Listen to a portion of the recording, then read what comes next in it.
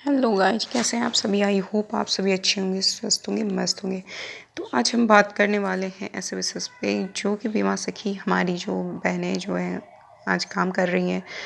तो हमारा आज का विषय है कि पहला विषय हमारा ये है कि पॉलिसी करने के बाद भी हमारा सैलरी क्यों नहीं आया।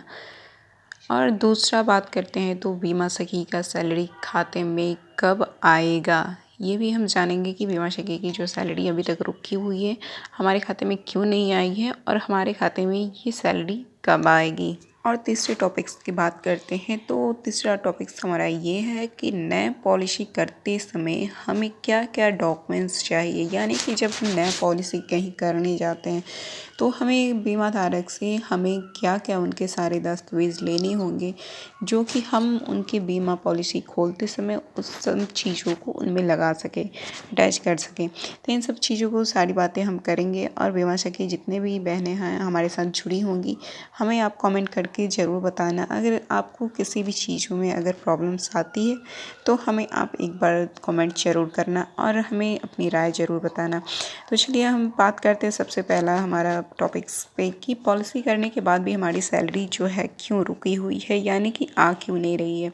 तो हमारा पहला टॉपिक्स तो ये है कि सैलरी रुकी है।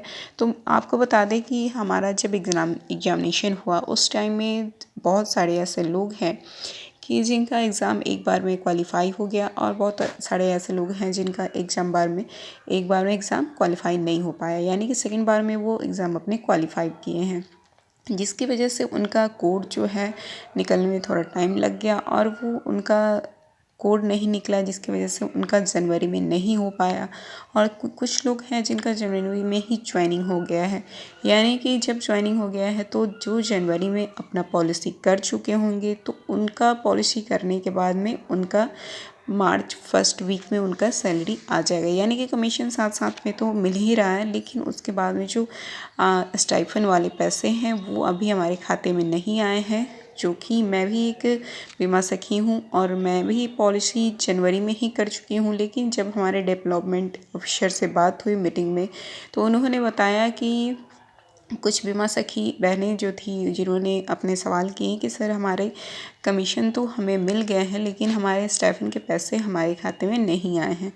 तो ये सारे डेवलपमेंट ऑफिसर ने उन्होंने बताया कि हमारे जो स्टाइफन के पैसे हैं वो अभी रुके हुए हैं और जनवरी में जिनका भी कोड निकला हुआ था उनका पैसा मार्च के फर्स्ट वीक में चला आएगा। और जो भी बीमा सखी बहनें हैं अगर फरवरी में अगर उनका कोड निकला होगा तो उनका स्टाइफन का पैसा यानी कि अप्रैल स्टार्टिंग में आएगा। तो आपको ये चीज़ क्लियर हो गया है कि हमारा स्टाइफन का पैसा कब आएगा और क्यों रुका हुआ है। आपको ये सारी बातें बता दी हमने कि बीमा सखी की सैलरी जो है हमारे मार्च के फर्स्ट वीक में आ जाएंगे, अगर जो भी बीमा सखी अगर पॉलिसी कर चुकी होंगी। चलिए तीसरी बात करते हैं कि अगर हम किसी भी व्यक्ति का नई पॉलिसी करने जाते हैं तो हमें किन किन डॉक्यूमेंट्स का, यानी कि किन किन दस्तावेज़ों का लेने के लिए उनका ध्यान रखना पड़ेगा। तो पहले बता दें कि डॉक्यूमेंट्स आपको उनके सारे 6 डॉक्यूमेंट्स लेने होंगे, जिसमें पहला हमारा डॉक्यूमेंट्स होगा कि उनका जिनका अगर नई पॉलिसी कर रहे हैं उनका आधार कार्ड होना चाहिए। दूसरी बात कि उनका पैन कार्ड भी होना चाहिए उनके नाम का। उसके बाद में क्या कि उनके नाम का खाता भी खुला होना चाहिए। चलिए तीसरी बात करते हैं कि पॉलिसी धारक यानी कि जो भी बीमार अगर पॉलिसी लेते हैं तो उनके जितने भी सारे ब्रदर्स यानी कि जितने सारे भाई लोग होंगे उनका नाम और उनका डेट ऑफ बर्थ ज़रूरी है, यानी कि आपको वहाँ देना पड़ेगा। उसके बाद में बात करते हैं चौथी बात की जितने भी पॉलिसी धारक के सिस्टर्स होंगे उनके भी सिस्टर्स कितने सिस्टर्स हैं, उनका डेट ऑफ बर्थ, ये सारी चीज़ें लगेंगी। पांचवी बात करते हैं कि आप पॉलिसी धारक के नॉमिनीज़ में जिनका नाम दे रहे हैं, जो भी बच्चे हो या फिर पत्नी हो जो भी हो, उनका डेट ऑफ बर्थ भी लगता है। छठा बात आपको बता ही दिया है हमने कि बैंक अकाउंट नंबर बिल्कुल कंपलसरी है, होने चाहिए।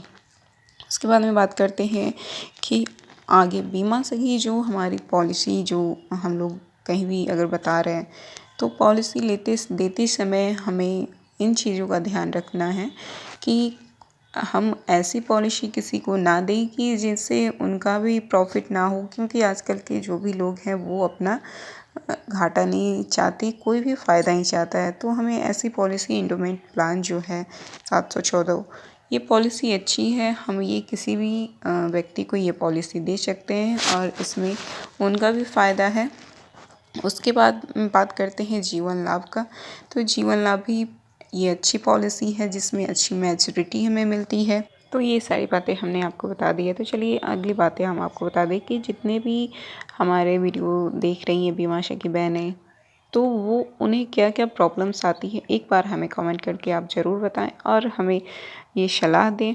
और अभी तक आपने हमारे चैनल को सब्सक्राइब और लाइक नहीं किया तो एक लाइक और सब्सक्राइब करना बिल्कुल ना भूलें और हमें कमेंट करना बिल्कुल ना भूलें। मिलते हैं फिर से नेक्स्ट वीडियो, तब तक के लिए बाय बाय, टेक केयर।